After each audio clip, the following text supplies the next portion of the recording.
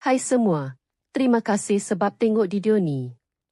Hari ini saya nak kongsi prinsip pilih saham untuk newbie Malaysia. Khas untuk yang baru nak mula dan modal pun masih kecil. Pertama, ilmu mesti dulu. Sebelum beli apa-apa, faham dulu jenis saham, sektor dan cara market Malaysia bergerak. Jangan beli sebab orang cakap. Kalau kita tak faham, harga naik atau turun sikit pun, emosi kita pun ikut goyang. Kedua, newbie kena mula dengan sektor yang stabil untuk latih mental. Contoh macam kewangan, telekom, asas pengguna dan utiliti pergerakan harga dia lebih terkawal. Bisnes pun jelas, senang kita pantau.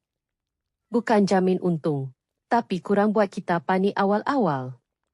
Ketiga, jangan buat keputusan sebab rasa, buat sebab plan.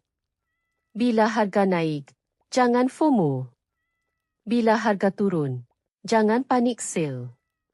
Plan keluar masuk kena siap sebelum market test kita, bukan selepas kita stres. Keempat, modal kecil pun okey. Janji bertambah berterusan. Kita set bajet sendiri. Bulan ni saya labur 100 RM ke 500 RMJ. Guna dollar cost averaging. Kita masuk CP-CP tiap bulan. Itu lebih selamat untuk starting. Kelima, tengok fundamental syarikat, bukan drama harga. Cek untung ada K, hutang terkawal K, cash flow sihat K. Kalau bisnes mula lemah, kita boleh nampak awal, bukan sedar bila modal dah sakit. Akhir sekali, ingat, saham bukan tempat untuk kaya semalam.